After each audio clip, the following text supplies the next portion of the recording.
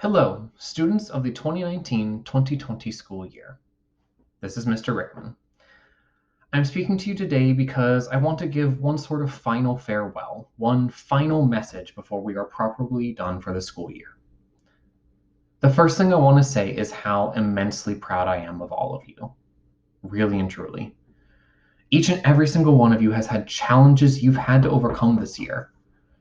For many, this was your first year in the country, and that alone is challenge enough. But then, we had additional challenges, and ultimately it culminated in the largest one of them all, the COVID-19 pandemic. Nobody could have guessed that this is what would have happened this school year, that when we started the school year, we would end it working from home. That didn't even seem within the realm of possibility. And yet, here we are. I know that doing schoolwork has been a challenge. Many of you right now have plenty of struggles of your own. Some of you are working jobs to try to put food on your family's tables. Others of you have siblings you have to look after. And others of you have challenges that honestly none of us could even consider or fathom. But despite those difficulties, you have thrived. You have met those challenges head on, and you have overcome them. Before the school year ends, I want to impart 3 final words of wisdom. It's a bit of a yearly tradition I do for all of my students. This year, I find myself echoing the words of wisdom of people who are far smarter and far more experienced than myself. The first comes from former President Barack Obama, and in a speech he made last weekend to high school graduates, he said this: "Don't be afraid." When he says this, he's referring to several things, the most obvious, of course, being the coronavirus. When he says don't be afraid, though, he's not saying, oh, pretend like COVID-19 is not a big threat, because it is, right? As of this recording, it has killed over 90,000 people in the United States alone. That's a big deal, and that's not something that should ever be discounted. But that said, don't let fear of the virus consume you. We've come through tough times before, and we will get through this one too.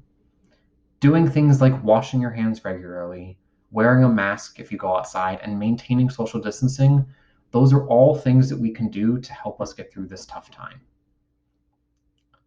The second piece of advice comes from Mr. Fred Rogers, where on a program of his, he said that his mother always told him to look for the helpers.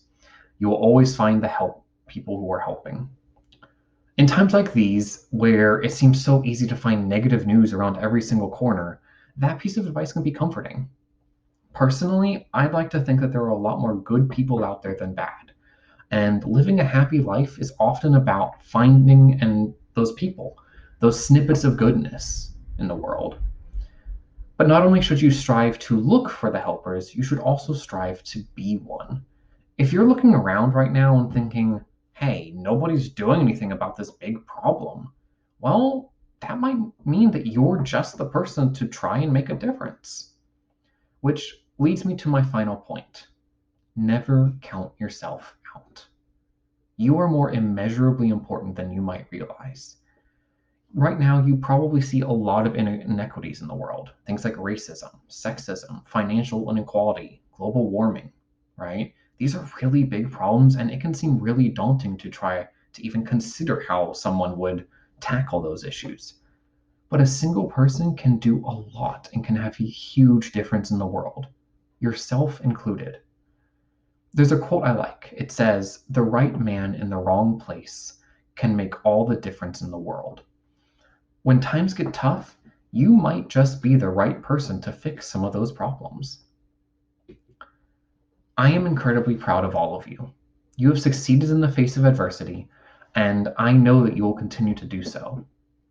Always know that there are many, many people out there who want to help you and want to see you be successful.